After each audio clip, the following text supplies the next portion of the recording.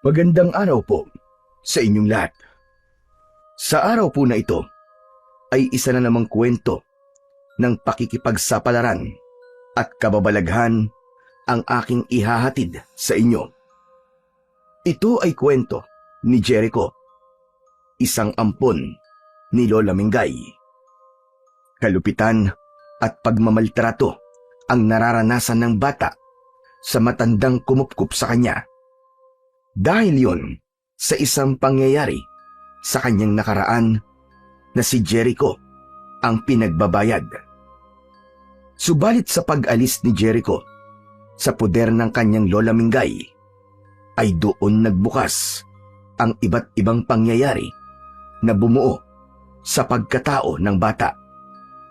Naging kasangkapan siya para sa isang misyon sa tulong ng mutya na ipinagkaloob sa kanya.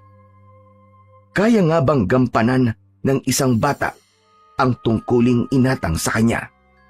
Paano kung ang galit sa puso niya dahil sa naranasang kalupitan ay magbunga ng galit at hangaring makapaghiganti? Babalikan ba niya ang kanyang Lola Mingay para singilin at gantihan? Ano nga ba ang nasa likod ng kalupitang ipinararanas kay Jericho ng matandang kumupkup sa kanya?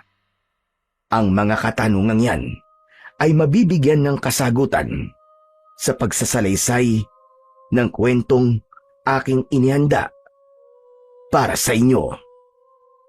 Ngunit bago po ang lahat, mga idol, ay huwag po nating kalimutang mag-subscribe at i-hit ang notification bell sa aking YouTube channel na The Voice Addict at Apong Isaak para sa mas marami pang makapigil hiningang kwentong aswang at katatakutan mula sa mundo ng kababalaghan. Umpisahan na po natin ang kwento. Hoy ikaw, magaling na bata! Saan ka na naman ba naggaling ha? Diyan lang po. Nakipaglaro lang po, Lola Mingay. Nakipaglaro?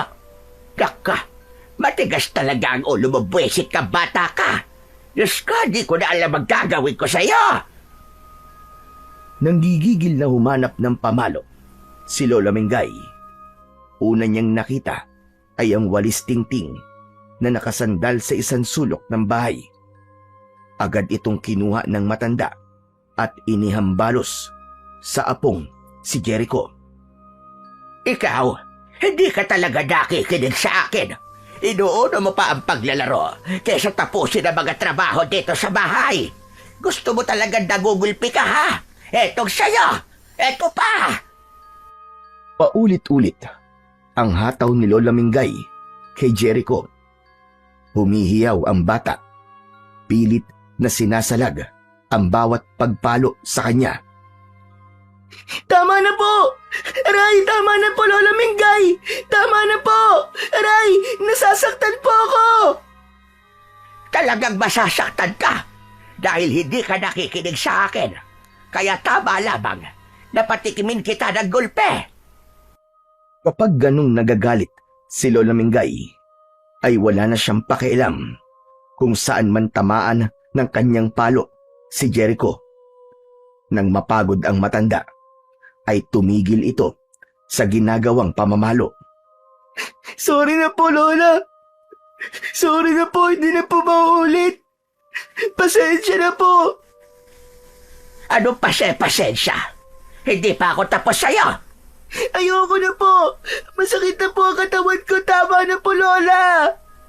Talagang masasaktan ka dahil binabaliwala mo ang utos ko sa'yo. Ang sabi ko, sumalok ka ng tubig at punuin mo ng tubig ang mga drum. Pero anong ginawa mo?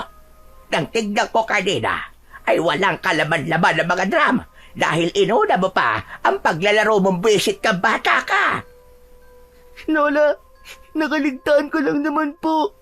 Pero sasalok na po ako ng tubig. Sorry na po talaga. Abay dapat lang.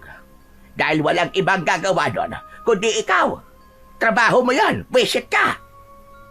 Huwag na po kayong magalit, Lola. Tama na po, sorry na po talaga. Anong huwag magalit? Talaga namang nakakagalit ang ginawa mo. Dahil napakasaksakan mo ng batugan. Nakalimutan ko na po talaga, Lola. Mabuti pa. Sumalo ka na ng tubig. Bilisan mo. At naaalibadbaran ako sa pagbubuka mo. Bilisan mo! Agad na sumunod ang batang si Jericho sa kanyang Lola Mingay habang humihikbi. Nang magtungo siya sa poso ng tubig, ay naroon ang kanyang kaibigang si Gomer. Nakita niya na galing sa pag-iyak ang kaibigan dahil namamaga ang mga mata nito at may marka ng palo sa binti at braso. Uy, ano nangyari sa'yo, Jericho? Bakit may pasayang braso at binti mo? Wala to. Wala to, Gomer. Alam ko na. Ginulpi ka na naman ng lola mo, no? Tama ba ako? Wala nga to. Saka, okay lang naman ako eh. Kasalanan ko rin kasi. Hindi ko ginawa kagad yung inuutos niya sa akin. Nawili kasi ako sa pakipaglaro kanina eh. Pero Jericho, kahit na ba, hindi ka pa rin niya dapat ginugulpi ng ganyan. Sanay na ako. Kaya ayos lang ako, Gomer. Huwag kang mag-alala. Hindi tama yan. Nasasanay ka sa gulpi ng lola Mingay mo? Aba, teka, kung isumbong kaya natin kay Kapitan, kasi masama yung nananakit ng bata. Ang sabi, pwedeng parusahan at makulong. Ha? Makukulong ang lola ko? Oo, pwedeng mangyari yun, baka akala mo. Narinig ko, labag sa patas ang nananakit ng bata. Pero Gomer, ayokong makulong ang lola ko eh. Ayokong mangyari yun. Kaya natatakot kang magsumbong, ganun ba? Basta Gomer, ayos lang ako, wag ka na mag-alala sa akin. Ay nako, ewan ko ba sa'yo, Jericho? Teka nga, bakit ba madaling magalit sa'yo ang lola mo? Tapos, kapag nagagalit, sinasaktan ka kagad. Ganun talaga si Lola Mingay eh. Madali kasing uminit ang ulo niya. Baka naman, nasasaniba na ng masamang espiritu ang lola mo. Kaya ganun siya. Ha? Hindi naman siguro, Gomer. Ano ba talagang kinakagalit niya sa'yo? Kasi, madalas siyang mainis kahit maliit na bagay lang naman. Ewan ko. Pero Gomer, maniwala ka, okay lang ako. Sanay na talaga ako sa pamamalo niya sa akin. Teka lang ha, kung lagi ka nalang sinasaktan ng lola Mengay mo, may tanong ako sa'yo, Jericho. Ano yun, Gomer? Huwag kang magagalit ha. Totoo ka bang apo ng lola Mengay mo? Biglang natahimik si Jericho. Kinapa sa kanyang isip kung ano ba ang isasagot sa tanong ng kaibigan. Oo naman. Apo ko ni Lola Mingay. Tunay niya akong apo. Bakit ang dalas kanyang saktan? Sabi ko nga sa'yo, ganun lang siya. Pero, sure ako, na apo talaga ako ni Lola Mingay.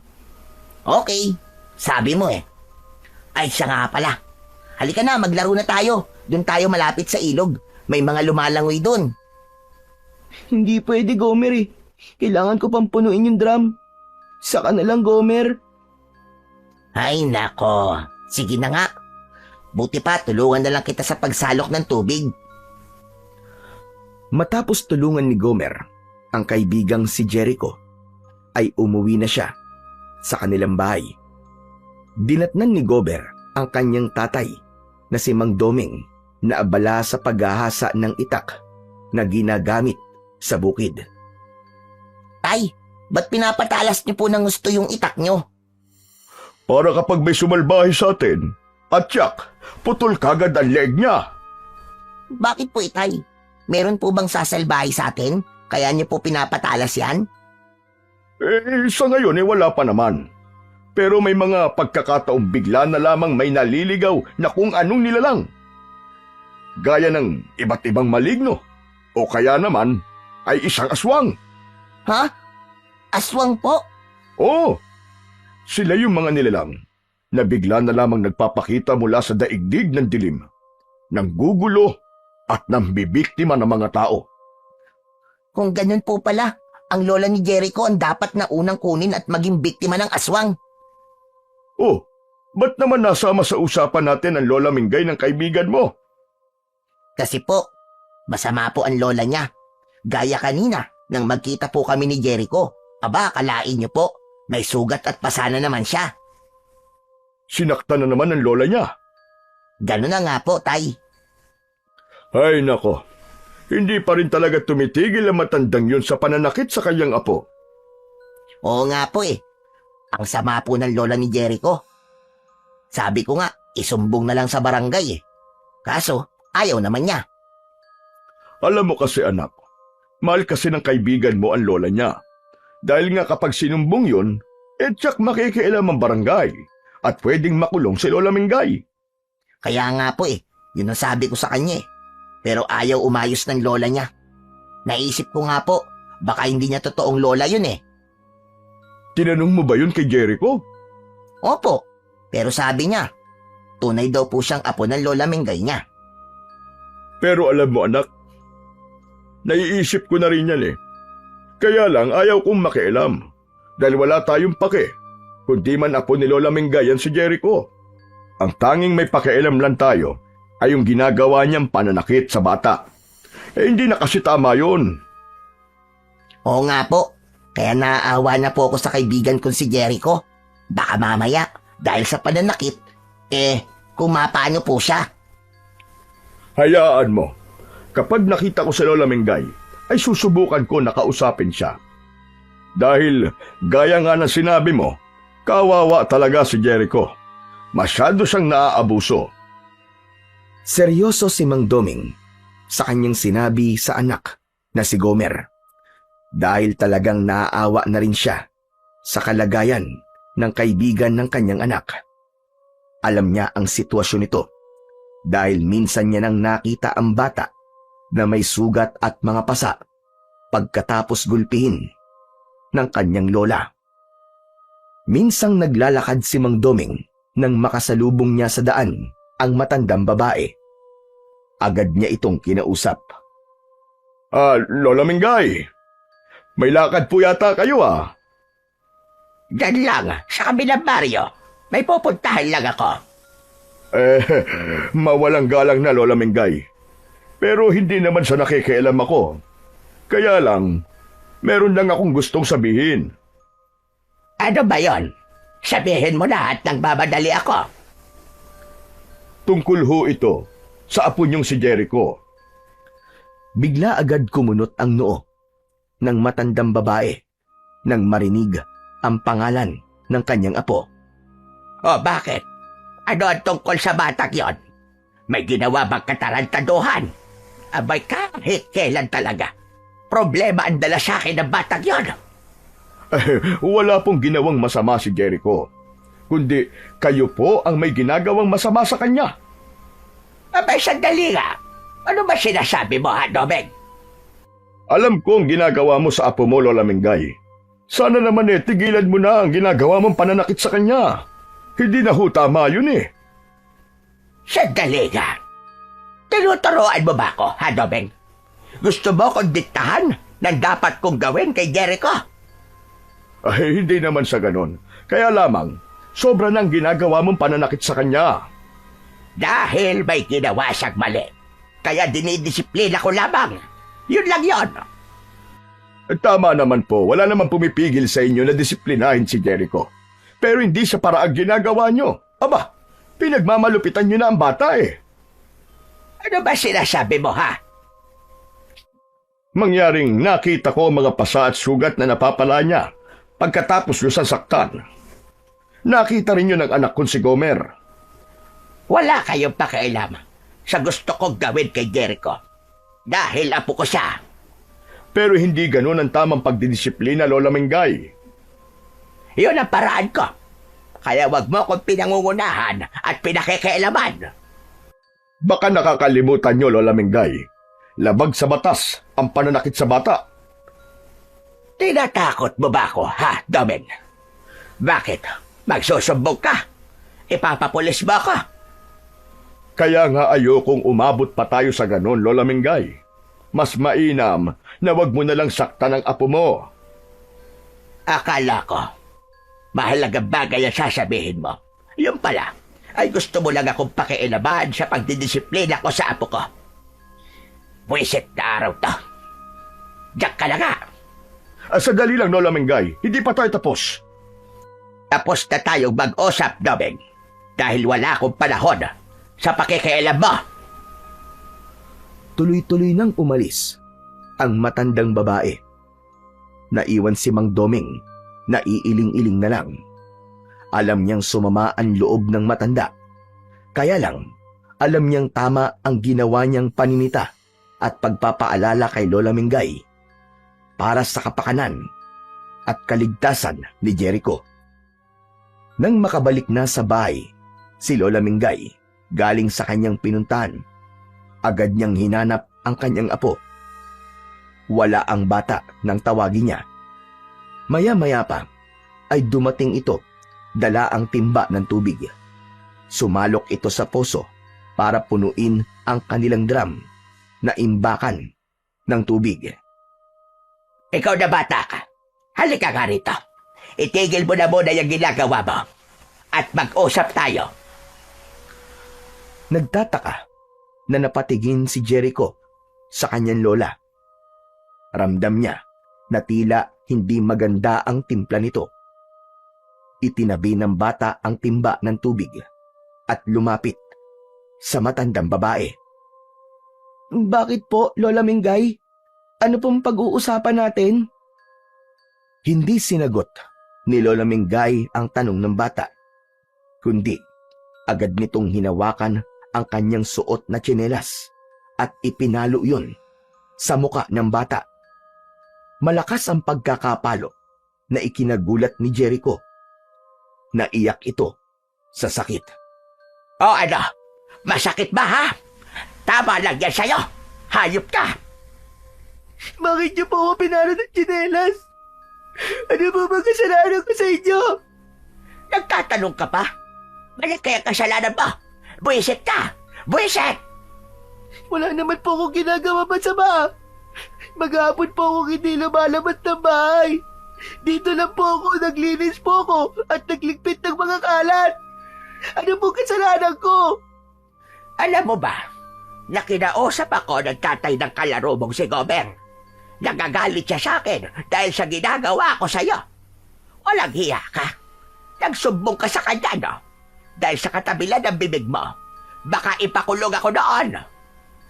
Hindi niya po gagawin yun, Lola. Anong hindi? Sinabihan na nga ako. Ay, naku, buwisit ka. Dahil sa katabilan mo, kung sino-sinong nakikialam sa akin. Nanggigigil sa galit si Lola Mingay. Hindi niya napigilan ang sarili at nasaktan muli nito ang batang si Jericho. Gamit ang hawak na tsinelas ay paulit-ulit na malakas na inihataw yun sa braso, binti at maging sa muka ay hindi nakaligtas ng pananakit ng matandang babae. Walang nagawa ang bata kundi ang umiyak at sumigaw sa bawat tama ng tsinelas sa iba't ibang bahagi ng kanyang katawan. Aray! Tama na po, Lola! Tama na po! Ang sakit po! Tama na po! Tama na po, Lola! Tama lang yan. Sa gaya mong mahilig magsumbong kung kanina. Gusto mo yatang ipahabak ako? Pwes, bago pa ako mapahabak, mananagot ka muna sa akin. Buwisit ka talaga. Napuno ng pasa ang buong katawan ni Jericho. Tumigil lamang si Lola Mingay nang makaramdam siya ng pagod sa ginawang pananakit sa bata. Nang gabing yun, ay hindi na rin naghapunan si Jericho. Hindi rin kasi siya pinakain ng kanyang lola. Dahil gutom, ay hirap makatulog ang bata. Iniinda ang sakit ng katawan dahil sa tindi ng palo na napala mula kay Lola Mingay. Sa pagkakataong yun, ay naisip ni Jericho ang sinabi sa kanya ng kaibigang si Gomer. Baka nga hindi siya tunay na apo ni Lola Mingay dahil ganun na lamang kung siya ay saktan. Lalo na't nakikita niya ang ibang mga bata na hindi naman ganun kung saktan ng kanilang lola o mga magulang. Sa halip ay inaalagaan pa nga at ibinibigay ang gusto. Bagay na hindi niya nakita at naramdaman sa kanyang Lola Mengay. Dahil mula nang magkaisip siya, ay wala siyang ibang naramdaman kundi galit at pananakit galing dito. Samantala, sa kanyang higaan ay hindi rin dalawin ng antok si Lola Mengay. Alam niyang napasobra ang pananakit niya sa bata, pero hindi niya yun pinagsisisihan dahil ang ginagawa niyang pananakit kay Jericho ay bahagi ng kanyang paghihiganti. Yun ang katotohanan sa ginagawa niyang pagpapahirap sa bata. Hindi niya makakalimutan ang isang pangyayari na hanggang ngayon ay bitbit niya sa kanyang dibdib. Matagal na panahon na ang dumaan, pero ang hapdi ay nakapirmi. Kaya sa tuwing makikita niyang nasasaktan si Jericho, pakiramdam niya ay nakakaganti siya. Saglit na munang kinilimutan ni Lola Mingay ang kanyang iniisip. Sumasama ang loob niya kapag bumabalik sa kanyang gunita ang lahat ng masasakit na pangyayari. Ang alam niya, ngayon hanggat nasa poder niya si Jericho, ay makakatikim ito ng kanyang galit na bahagi ng kanyang paghihiganti. Subalit kanino nga ba naghihiganti si Lola Mengay? At ano ang kinalaman ng batang si Jericho sa galit na nararamdaman ito? Samantala, hindi na kayang tiisin ni Jericho ang ginagawang pananakit ng kanyang Lola Mengay. Tumanim sa isipan niya na posibleng hindi nga siya tunay na apo nito dahil sa ginagawang pangmamaltrato sa kanya. Kaya nagpasya ang bata na aalis siya sa poder ng kanyang lola. Kaya lamang wala siyang tiyak na pupuntahan maliban sa mga taong alam niyang nagmamalasakit sa kanya. Oh, Jericho! Anong ginagawa mo dito sa likod ng bahay namin? Kanina ka pa ba rito? Gomer, kagabi pa ako rito. Ano ka mo? Kagabi ka pa? Saan ka natulog? Pambihira ka naman, oo. Diyan, sa kubo nyo nalagayan ng mga panggatong nyo. Aba, malamok dyan, Jericho. Saka may mga manok pa. Ayos lang yun. Nagsawa rin naman ang mga lamok sa pagkagat sa akin eh. Diyos ko naman. Halika, Jericho, pumasok ka muna dito sa bahay namin. Nagluluto ng almusal si tatay. Tara, dali. Nakakahiya, Gomer eh. Ano bang nakakahiya? Basta, halika, dali. Sumama ka sa akin. Tara na. Isinama ni Gomer ang kaibigan sa loob ng bahay. Tapos nang magluto ng almusal si Mandoming, sinangag at itlog ang kanyang iniluto para sa kanila ng anak niyang si Gomer. Oh, nandito pala si Jericho. Ang aga mo yata. May pupuntahan ba kayo ni Gomer? Wala, tay. Wala po kaming pupuntahan. Pero alam niyo, tay, sabi sa akin ni Jericho, kagabi pa raw siya doon sa labas. Doon po siya natulog sa tambakan natin. Ano ka mo? Aba, ibig sabihin, umalis ka sa inyo? Opo, Mandoming. Ayoko na po sa bahay namin. Ayoko na pong masaktan uli ako ni Lola Mingay. Ay, kung sa bagay. Kahit sino naman ay makakaisip na umalis kung ganyan ang ginagawa sa'yo. Tay, pwede po bang dito na lang po si Jericho sa atin? Abay, oo naman anak, pwede. Kesa naman dun sa lola niya na walang ginawa sa kanya araw-araw kundi ang gulpihin siya. Maraming salamat po. Mandoming! Ay, walang anuman. O sige, kumain na muna tayo at lalamig tong niluto kong pagkain. Hindi pa nakakapagsimulang kumain si Mang Doming nang makarinig siya ng sigaw mula sa labas ng bahay. Boses yun ng nagagalit na si Lola Mingay. Kaya nilabas yun ni Mandoming. Naiwan sa loob ng bahay ang dalawang bata. Lola Mingay, ang aga-aga yatang nambubulahaw kayo. Pauwiin mo si Jericho. Alam ko nandyan siya sa inyo. Pauwiin mo siya. Paano nyo naman nalaman na nandito ang apo nyo? Alam kong nandyan siya, Doming. Naaamoy ko. May saaso pala kayo dahil matalas ang pang-amoy nyo. Basta, alam kong nandyan ang buwisit na batang yan. Kaya pauwiin mo siya para tumigil ako sa pagwala rito. Sinasabi ko sa'yo, Doming. Ayaw nang umuwi ng bata dahil nga sasaktan nyo lang. Bakit ba masyado ka nakikialam, ha? Sabi ko, gagawin ko kung anong gusto ko kay Jericho at wala kang pakialam. Lola Mingay, hindi ba kayo naaawa sa bata? Hindi ko siya kailanman kaawaan dahil ang dapat sa kanya ay makatikim ng galit ko. Bakit ba ganyan na lamang ang galit nyo sa bata? Ano bang kasalanan niya sa inyo? Chismoso ka rin, ano? Ang dami mong tanong. Kailangan kong malaman dahil nagtataka lang ako sa ginagawa niyo sa kanya. Basta, pauwiin mo siya. O baka naman gusto mong pumasok ako sa bahay mo, Doming, para kalad ka rin ang buwisit na batang yan. Iyan ang wag na wag mong gagawin dahil trespassing yon kapag pumasok kayo ng bahay ko.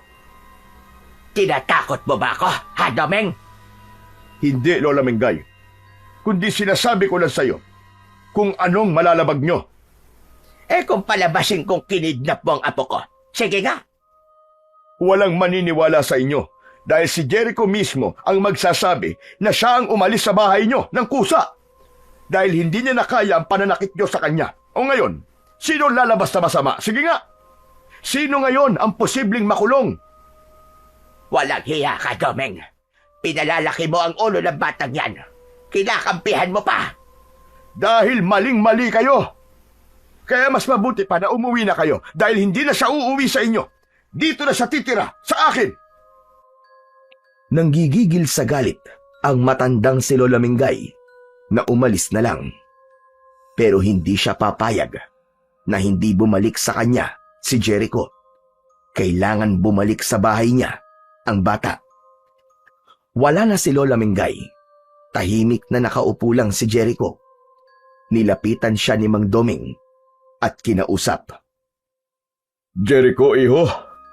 Okay ka lang ba? Opo, Mandoming. Huwag mo nang isipin ang Lola Mingay mo, ha? Kahit magalit pa siya, ang mahalaga ay wala ka na doon sa kanya. Hinding-hindi ka na niya masasaktan pa. Pasensya na po kayo, Mandoming, ha. Pati po kayo nadadamay sa galit ng lola ko. Ay, huwag mong intindihin yon. Basta nandito lang kami palagi ni Gomer para sa'yo. Handa kaming tulungan ka. O halika na, kumain na muna tayo. Naistorbo tuloy ang pagkain natin. Samantala, sa bahay ni Lola Mingay ay hindi mapakali ang matandang babae. Hindi niya hahayaang manatili si Jericho sa bahay ni Mang Doming. Mahalagang makabalik sa kanya ang bata. Dapat may gawin siyang paraan upang makuha si Jericho. Kaya nang sumapit ang gabi, ay naghanda si Lola Mingay. Pinagplanuhan niya kung paano makukuha ang bata sa poder ni Mang Doming. Hating gabi nang umalis ang matandang babae sa kanyang bahay, tahimik at mahimbing na natutulog ang mga naroon sa bahay ni Mang Doming. Nagawang buksan ni Lola Mingay ang pinto ng bahay at nakapasok siya sa loob. Marahang lumapit sa natutulog na si Mang Doming katabi ang anak na si Gomer. Kinuha ang isang maliit na bote na nasa bulsa ng suot na damit. Binuksan yun at ipinaamoy sa natutulog na mag-ama. Dahil sa ipinaamoy, lalong naging mahimbing ang pagtulog ng mga ito. Sa kanya nilapitan si Jericho na natutulog. Tinapik ni Lola Mengay ang bata at agad namang nagising ito. Nanlaki ang mga mata ni Jericho nang makita ang kanyang Lola Mengay. Takang-taka ito kung bakit naroon ang matandang babae. Hoy! Bumangon ka riyan! Bilisan mo! Pero, Lola, Sabi ko bumangon ka at sumama kang pauwi! ayoko na pong umuwi, Lola. Ayoko na po. Matigas ka na, ha? Mahigpit na hinawakan ng matandang babae ang braso ni Jericho. Nasaktan ang bata sa ginagawang paghila ng kanyang lola.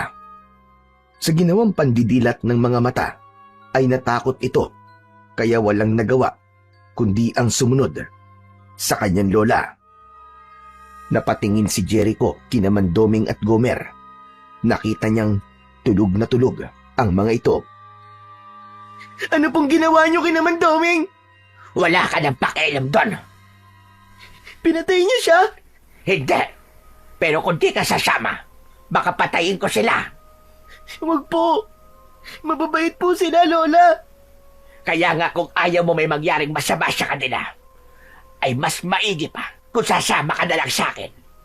Saka ginawa ko lang, mahimbing ang tulog nila. Bilisan mo na at kailangan na nating umuwi. Halos kalad ka rin ni Lola Mengay si Jericho. Naging sunod-sunuran naman ang bata sa kanyang lola. Para na rin yun sa kaligtasan ni Mang Doming. Subalit nang makarating sa bahay, ay umiyak si Jericho. Oh, anong iniinarte-inarte mo dyan? Tumigil ka. Ayoko marinig ang iyak mo. Tumigil ka. Sana po, hinayaan niyo na lang po ako kay naman, Doming. Hindi ka ba marunong mahiya? Bakit ka doon titira? Kamag-anak ka ba niya? Ayoko na po kasi dito. Hindi ko na po kaya. Alin ang hindi mo kaya? Alin ang hindi mo kaya? Yung nasasaktan ka? Yung ba, ha? Opo. Kasi, yung ibang mga bata po, hindi naman sila sinasaktan ng kanilang lola. Pero kayo po, palagi niyo po akong sinasaktan. Iba sila. Iba ako. Kaya wag mong ikukumpara ang sarili mo sa ibang bata. Apo niyo po ba talaga ako? Tama na kakatanong ng mga wala kwentang bagay. Basta ayokong uulitin mo ang ginawa mong pag-alis. Naiintindihan mo ba? Hindi sinagot ni Lola Mengay ang tanong ng bata. Kaya hindi maalis sa isipan nito na posibleng hindi nga siya tunay na apo. Sa kayon ang katotohanan. Hindi apo, kundi ampon ni Lola Mengay si Jericho. Subalit ano nga bang dahilan ng ginagawa niyang kalupitan sa bata? Masaya noong namumuhay si Mengay kasama ang asawang si Donato at nag-iisang anak na si Lenny. Pagtatanim ng mga gulay ang trabaho ng asawa ni Mengay. Simple lang ang kanilang pamumuhay at kontento na sila. Sa ganoon, ang mahalaga sa kanila ay magkakasama sila. Isang antingera si Mengay, kaya nga lamang ay pinili niyang itigil na ang kanyang pagiging antingera para sa katahimikan ng kanyang pamilya. Bagay na sinang-ayunan ng asawang si Donato. Subalit dumating ang pagkakataon na may grupo ng mga aswang na biglang sumalakay sa kanilang lugar. Ang target ng mga ito ay kunin kay Mengay ang iniingatan nitong mutya. Subalit hindi niya yon basta maaaring isuko, lalo na't ang pagsuko ng mutya ay mangangahulugan ng lalo pang paglakas ng kapangyarihan ng mga aswang. Dahil ang mutyang hawak ni Mengay ay may dalawang muka. Kapag mabuti ang puso ng mag-iingat dito, ay magiging mabisa para gamitin laban sa kasamaan. Subalit kung masama at itim ang budhi ng magtataglay nito, ay lalo lamang palalakasin ito ang paggawa ng kasamaan at paggasik ng kadiliman. Dahil matigas si Mingay, naisuko ang mutya na hinahanap ng mag-asawang aswang. Lahat ng paraan ay ginawa nito para lamang mapapayag si Mingay. Kinuha ng mag-asawang aswang ang kanyang asawa at anak, kapalit ng mutya na iniingatan niya. Kaya lamang, hindi na matandaan ni Mingay kung saan lugar ba niya ibinaon ang mutya na kanyang itinago, kung saan-saan na siya nagukay upang hanapin yun. Subalit, hindi na niya makita ang pananda na kanyang ginawa, kaya hindi niya na alam kung saan ito huhukayin. Inakala ng mag-asawang aswang ay nagmamatigas si Mingay at walang planong isuko ang mutya. Kaya naman, pinatay ng mag-asawang aswang si Donato at ang nag-iisang anak na si Lenny.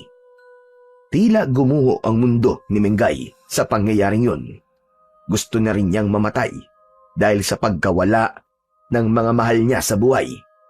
Subalit, hindi ganun ang nangyari, kundi hinangad ni Mingay ay gumanti hanggang sa nagkaroon siya ng pagkakataon na makuha ang sanggol pa lamang na anak ng mag-asawang aswang na pumatay sa kanyang mag-ama. Inilayo niya ito at siya ang nagpalaki. Ito nga ay ang batang si Jericho. Kaya nga lamang ay hindi naging mabuti ang pagtrato niya sa bata, kundi pinagmamalupitan niya ito dahil pakiramdam niya ay nakakaganti siya sa mga magulang nito. Wala rin siyang planong patayin ng bata dahil alam niyang hahanapin ito ng kanyang mga magulang. Sakaling magkita sila at magkaharap-harap ng mga magulang ni Jericho, ay siya ang papatay sa mga ito dahil ang kamatayan lamang ng mga magulang ni Jericho ang magpapatahimik sa kanya. Dapat magkaroon ng hustisya ang naging kamatayan ng mga mahal niya sa buhay. Natapos ang pagbabalik ng gunita ni Lola Mingay sa kanyang nakaraan. May luha sa kanyang mga mata na minsan pang balikan ang lahat. Napatingin siya sa batang si Jericho na natutulog. Pasensya ka na, Jericho. Mahirap din sa akin na lagi kitang nasasaktan. Kaya lamang, hindi ko mapigilan ang sarili ko. Lalo na kapag naaalala ko na ang mga magulang mo ang dahilan kung bakit maagang nawala ang pinakamamahal kong asawa at anak. Hindi pa rin nawawala sa puso ko ang sakit at galit sa mga magulang mong may kagagawa ng lahat. Bagamat medyo matagal na rin yun, nasa 10 taon na ang nakakalipas, ramdam na ramdam pa rin ni Lola Mingay ang sakit na nananatili sa dibdib niya. Hindi siya makaalpas sa masakit na alaalang yon. Samantala, kinabukasan ay ganun na lamang ang pagtataka ni Mang Doming nang makita nilang wala na sa kanilang bahay si Jericho. Wala rin silang maalala sa mga nangyari. Parang napakahimbing ng naging pagtulog natin kagabi, anak. Oo nga po, itay eh. Si Jericho, nawawala siya. Nasaan kaya siya, tay? Umalis na hindi nagpaalam sa atin. Di kaya bumalik na sa lola niya? Pero tay, sabi niya po, ayaw niya na po ron eh. Di na raw po siya babalik doon. Eh baka naman biglang nagbago ang isip, kaya umuwi siya habang natutulog tayo. Ang labo naman ni Jericho. Hayaan na lang natin siya, anak. Wala tayong magagawa kung mas gusto ni Jericho ang bumalik sa lola niya. Tay, aalamin ko kung nagbalik nga doon si Jericho. Ikaw ang bahala, anak. Nang araw ding yon, ay nagtungo si Gomer sa bahay ni Lola Mingay. Tama ang kanyang ama na nagbalik nga roon si Jericho. Gusto sana niyang kausapin ang kaibigan, kaya lamang ay hindi siya makalapit dahil tila binabantayan ito ng matanda. Subalit nagtiyaga si Gomer na maghintay hanggang nakita niyang papaalis na ng bahay ang lola ni Jericho. Kaya lamang nang makalabas ito ng bahay ay nakita niyang mahigpit na isinara ang bintana at pinto upang matiyak na hindi makakalabas si Jericho. Nagkukubli noon si Gomer sa likod ng isang malaking puno. Ilang metro ang layo sa bahay ng kaibigan. Grabe, ang salbahe talaga ni Lola Mengay. Ngayon naman, kinukulong na niya si Jericho para hindi makalabas. Mamaya, kapag wala lang matandang salbahe na yan, ay lalapit ako sa bahay nila. Nang ganap ng makalayo, ang matanda ay nagmamadalingang lumapit si Gomer papunta sa kubo nito. Tinawag nito ang kaibigan na nasa loob. Gomer? Gomer, ikaw ba yan? Oo, Jericho, ako nga ito. Salamat at pinuntahan mo ako rito. Ikinulong ako ng lola ko para hindi na ako makalabas. Baka kasi umalis uli ako eh. Teka nga, ano ba nangyari? Bakit andito ka na naman? Di ba sabi mo ayaw mo na dito? Ang labo mo naman. Kagabi kinuha niya ako habang natutulog kayo. Nagtataka nga ako eh dahil hindi kayo nagigising. Yun na nga yung pinagtataka namin ni tatay eh. Bakit sobrang himbing ng tulog namin kagabi? May ginamit siya para maging mahimbing ang tulog nyo. Dapat hindi ka nalang sumama para umuwi dito. Hindi maaari, Gomer, kasi nga, baka kung anong gawin sa inyo ni Lola Mengay. Ano ka mo? May gagawin siyang masama sa amin ng tatay ko? Oo, yun ang sabi niya sa akin eh. May gagawin siya sa inyo ng tatay mo, kundi ako sasamang umuwi. Tinatakot ka pala niya. Eh paano kung totohanin niya, Gomer? Saka ayoko may masamang mangyari sa inyo, Gomer. Salamat, Jericho ah. Kaya pala kahit ayaw mo bumalik ka rito, para sa kaligtasan namin ng itay ko, ay ginawa mo. Hindi ko hahayaang mapahamak kayo. Kasi kayo na lang ang nagmamalasakit sa akin eh. Eh paano yan, Jericho? Paano ka ngayon? May hihilingin sana ako sa'yo, Gomer. Ano yun? Sabihin mo lang. Buksan mo ang pinto o kaya bintana para makaalis ako dito. Ha? Sigurado ka ba? Oo, kailangan ko makaalis dito. Isang ka naman pupunta. Hindi ka na pwede sa bahay namin. Alam ko yun. Saka, ayoko na rin madamay pa kayo ng tatay mo sa problema ko. Sige na, Gomer. Pakawalan mo ako dito. Saan ka nga muna pupunta? Kahit saan. Basta, dun sa lugar na hindi na ako masusundan pa ni Lola Mengay ko. Kaya nakikiusap ako sa'yo, Gomer. Tulungan mo ako makalabas dito. Sige na. Oo, sige. Teka lang, gagawa ako ng paraan. Nakakandado ang pinto, maging ang bintana ng bahay. Kaya hindi madali para kay Gomer na mabuksan yun. Humanap siya ng bato o kaya ay bakal na maaaring gamitin upang matanggal sa pagkakalak ang kandado sa pinto ng bahay. Isang bato ang kinuha ni Gomer at pinagtiyagaang pukpukin ang kandado upang matanggal yun at mabuksan ang pinto. Hindi naman nabigo si Gomer. Nagawa niyang alisin ang kandado ng pintuan. Nagmamadaling lumabas si Jericho at magkasama ng umalis ang dalawang bata. Nagtungo sila sa isang masukal na lugar upang doon ay magtago. Nag-aalalang biglang dumating si Lola Mengay. Maraming salamat sa tulong mo, Gomer, ha? Wala yun, Jericho. Alam mo namang hindi kita pwedeng pabayaan eh. Kailangan ko nang umalis. Teka, Jericho, saan ka ba pupunta talaga? Ewan ko. Hindi ko rin alam. Siguro kahit saan na lang, basta't makalayo lamang ako sa lola kong malupit. Pasensya ka na, Jericho ah. Hindi ka na pwede sa bahay namin. Okay lang, naiintindihan ko yun. Kung doon uli ako pupunta sa inyo, Chuck, guguluhin lang kayo ng lola ko. Madadamay pa kayo. Basta, Jericho, mag-iingat ka palagi ha. Oo, sana magkita uli tayo, Gomer. Sana nga. Nag-peace bump pa at nagyakap ang dalawang bata bago tuluyang naghiwalay. May lungkot sa bawat muka ng dalawa dahil ang paghihiwalay nilang yun ay wala ng katiyakang magkikita pa silang muli. Ano ka mo? Tinulungan mo makalabas ng bahay si Jericho? Opo, Tay. Kasi po, ikinulong siya ng Lola Mengay niya. Ang sama talaga na matandang yun. Sagad na sa buto ang kasamaan niya. E paano ngayon si Jericho? Saan siya pupunta? Hindi po rin niya alam eh. Ang mahalaga lang po sa kanya ay makalayo na po sa kanyang lola. Tiyak lalong magagalit yun kapag nalamang nakatakas si Jericho. Dahil nga sa nangyaring pagpapatakas ni Gomer kay Jericho, ay muling binulabog ni Lola Mengay ang bahay ni na Domeng. Ang kulit nyo rin talaga, no? Ang kakapal ng pagbubuka nyo! Bakit, Lola Mengay? Ano na naman ba ang problema niyo at nambubulahaw na naman kayo rito? Wala talaga kayong kadala-dala na mag-ama.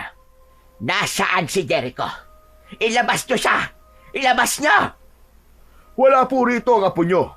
Kahit pumasok ka rito at maghalugog, walang Jericho na makikita kayo rito. Dahil itinago mo. Itinago mo siya, Domeng!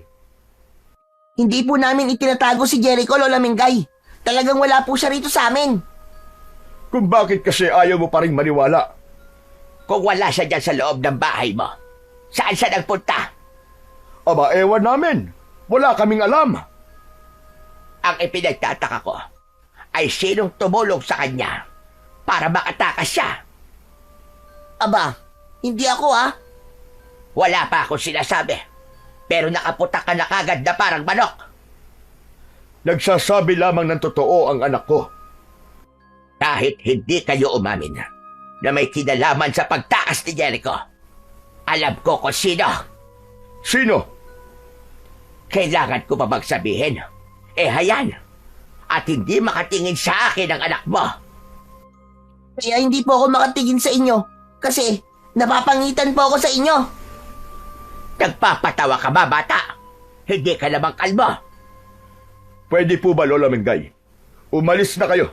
Nasabi ko na sa inyo na wala rito ang apo mo. Sige, aalis ako. Pero hindi pa tayo tapos. Aba, plano mo pa talagang bumalik? Oo, dahil magbabayad kayo sa ginawa niyong pagpapatakas kay Jericho.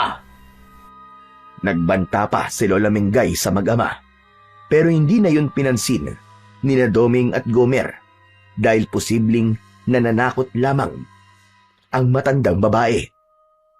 Samantala, malayo na ang narating ng bata. Masukal na gubat at maraming mga halaman ang kinaroroonan ni Jericho. Totoong walang katiyakan kung saan siya pupunta. Wala na siyang ibang mga kaibigan na maaari sana niyang tuluyan. Kung meron man, ay hindi siya maaaring magtungo roon dahil madadamay lang sila sa galit ni Lola Mengay. Kaya naman, pinili na lamang ni Jericho na wag nang mang-abala pa ng ibang tao. Nag-uumpisa ng kumagat ang dilim sa ilang na lugar na kinaroroonan ni Jericho. Naglalakad siya na hindi alam ang paroroonan. Nakaramdam siya ng pagod, kaya saglit na huminto at sumandal sa isang puno. Siguro, dito na lang muna ako magpapalipas ng gabi. Bukas ko na lang itutuloy ang paglalakad para humanap ng pwedeng tirhan. Papasok ako kahit katulong sa bahay. Basta't may matirhan lang ako. Kaya lang, nagugutom na ako, saka nauuhaw na rin. Titiisin ko na lang. Itutulog ko na lang ang gutom at uhaw ko. Isinandal ni Jericho ang pagod na katawan sa isang puno. Nakakaramdam na siya ng antok nang may narinig siyang tila boses na nahihirapan. Bagyang nawala ang nararamdamang antok ng bata. Napalitan yon ng takot. Teka, ano yun? Saan galing ang boses na yun? Parang umuungol at nahihirapan. Naging paulit-ulit ang daing na yon. Lalong sinidlan ng takot ang batang si Jericho. Diyos ko po, baka mamaya kung anong nilalang na yun, pwedeng maligno o kaya naman ay isang aswang. Naku po, baka gawin akong pagkain. Paano ako ngayon? Mamamatay na yata ako. Chuck, nawala na akong kawala. Diyos ko, tulungan niyo po ako. Maya-maya pa, ang ungol na tila nahihirapan ay naging boses ng matandang lalaki. Humihingi yun ng tulong. Teka, parang matandang lalaki yun na nahihirapan. Hindi siya maligno o kaya ay aswang. Baka may nangyari sa kanya. Tumayo si Jericho sa pagkakaupo nito at sa pagkakasandal sa malaking puno. Bagamat naroon pa rin ang kabang nararamdaman niya, ay nilabanan niya yon. Lalo na't mas matimbang sa isipan niya na makita ang matandang lalaking humihingi ng tulong para kanyang damayan. Pinakinggang maigi ni Jericho ang pinagmumulan ng daing ng matandang lalaki. Hanggang sa matagpuan niya ito, nakasalampak sa damuhan ang matandang lalaki at hawak ang kanyang binti habang hinihilot ang tuhod. Lolo, ano po nangyari sa inyo? Aray, nahihirapan akong makatayo at makalakad. Bigla kasing sumakit ang tuhod ko at hindi ko maihakbang. Nadapa po ba kayo, Lolo? Hindi iyo. Bigla na lang kasing umatake ang rayuma ko. Sobrang sakit talaga. Hindi ko maihakbang ang mga paa ko. Saan po ba kayo pupunta? At gabi na po. May pinuntahan ako. Kaya lamang, inabot ako ng gabi sa paglalakad. Tapos ganito pa nangyari sa akin. Aray ko, kaya lalo ako nahihirapang makauwi. Ikaw ba, iyo? Ano namang ginagawa mo sa ganitong oras at ganitong lugar? Gabi na. Baka hinahanap ka na sa inyo. Ayoko na po kasing umuwi sa amin eh. Lumayas ka. Abay, masama ang ginawa mong yan. May dahilan po, Lolo, kung bakit po ako umalis sa bahay. Sige po, tutulungan ko na po kayong tumayo. Ay, mabuti pa nga. Dahil nahihirapan na talaga ako. Aray ko, aray. Inalalayan ni Jericho na makatayo ang matandang lalaki. Dinampot din ng bata ang baston ng matanda at saka ibinigay. Salamat sa iyo.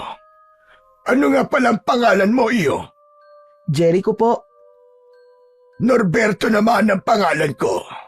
Pero ang mga kaibigan ko ay Erto ang tawag sa akin. Pwede ko po ba kayong tawaging Lolo Erto? Abay, oo naman. Mas okay nga yun. Bigla akong magkakaroon ng apo. Sige po, sasamahan ko na po kayong umuwi. Ihatid ko na po kayo. Kasi po, di ba sabi nyo, hindi nyo po kayang lumakad ng mag-isa dahil nahihirapan po kayo? Tama ka, Jericho.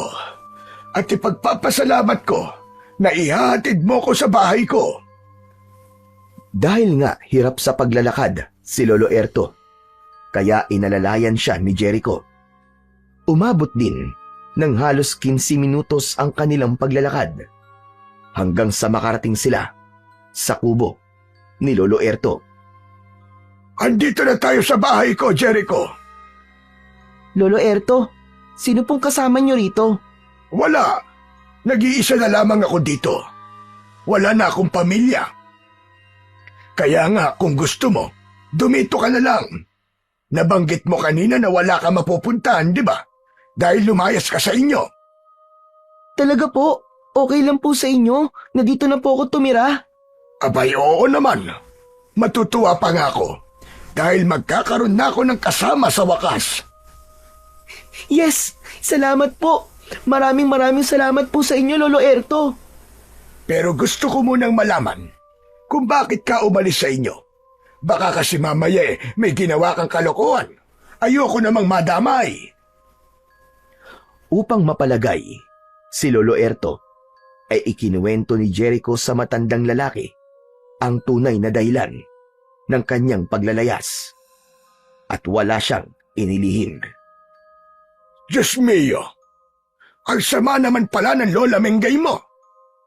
Kaya nga po, umalis na lang ako. Hindi ko na po kasi kaya ang kalupitan niya po sa akin. May palagay ako na hindi ka niya tunay na apo. Dahil kung totoong apo ka ng lola mo, hindi ka niya sasaktan. Dahil ako, kung meron man akong apo, mamahalin ko siya at aalagaan.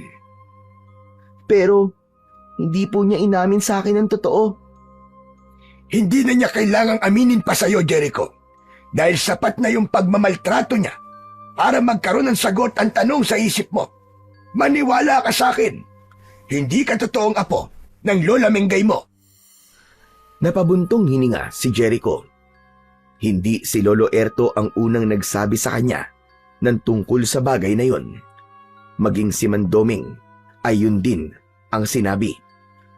Kaya ganap nang nabuo sa isipan ni Jericho na hindi nga niya kadugo ang nakilala niyang lola.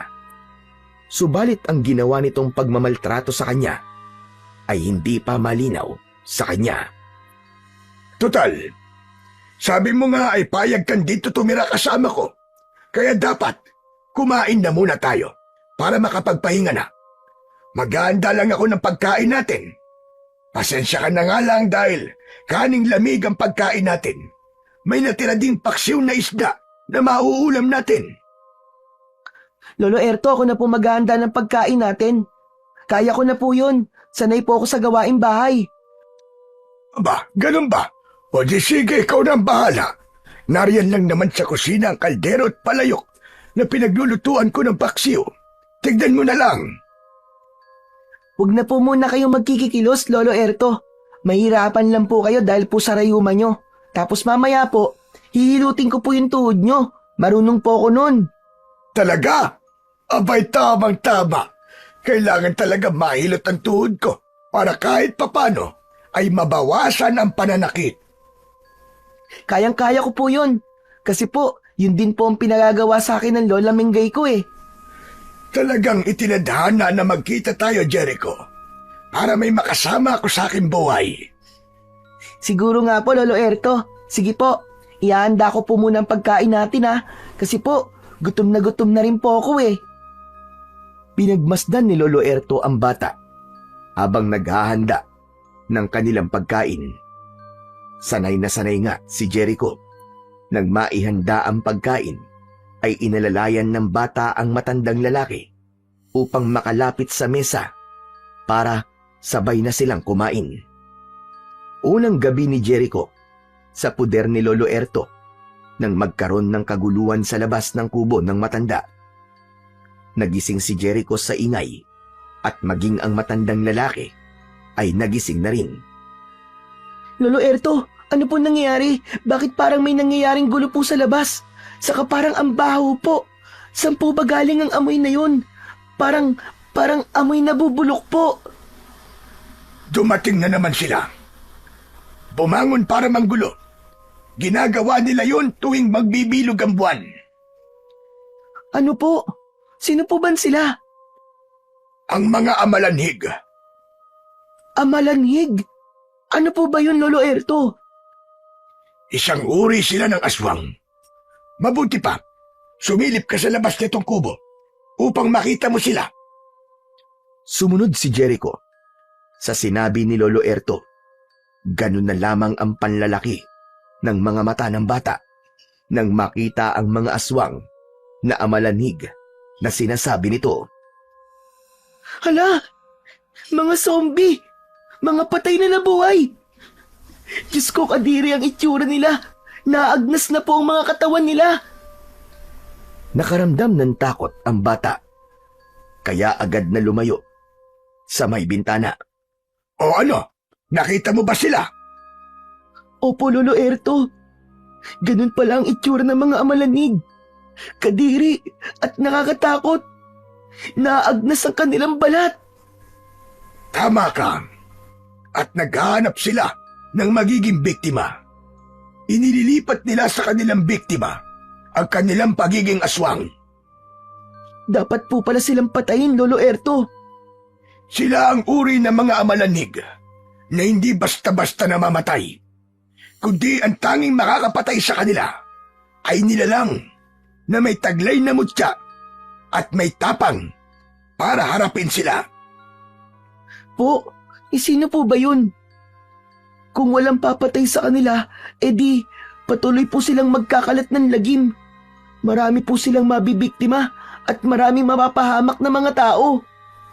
Tama ka. Kaya nga dapat talagang magkaroon ng nilalang na haharap para tumapos sa kanila. Pero saan po manggagaling yun? Kailan po darating? May palagay ako na dumating na siya, Jericho. Ha? Dumating na siya? Ano po bang ibig niyong sabihin? Sino pong siya? Ikaw! Ikaw yon, Jericho! Ano po? Lolo Erto, nagbibiro po ba kayo? Hindi ako nagbibiro. Ramdam kong ikaw na yon, Jericho. Kaya nga itinidhana na mag-cruise ang landas natin dahil sa mahalagang bagay na yon. Teka, hindi ko po kayo naiintindihan, Lolo Erto eh. Paano po magiging ako yun? Isa lamang po akong bata. Saka, wala po akong kapangyarihan. Alam ko, pero hindi mo dapat problemahin ang tungkol sa bagay na yan. Dahil matagal nang naihanda yon. Hinintay lamang ang pagdating mo. Naguguluhan po ako, Lolo Erto. Nasa akin ang mutya na magagamit mo, Jericho. Ako ang siyang nag-iingat nun. Ano po bang ibig niyong sabihin, Lolo Erto? Buong-buo kong ipagkakatiwala sa iyo ang mutya na kung tawagin ay mutya ng pusong bato. Habang nag-uusap ang dalawa sa loob ng bahay, ay lumakas ang sigawan sa labas. Nagsimula ng umatake at manggulo ang mga amalanig na nasa labas. Kinakalabog na rin nila ang kubo ni Lolo Erto. Lolo, nariyan na po ang mga amalanig. Ano pong ginagawa nila?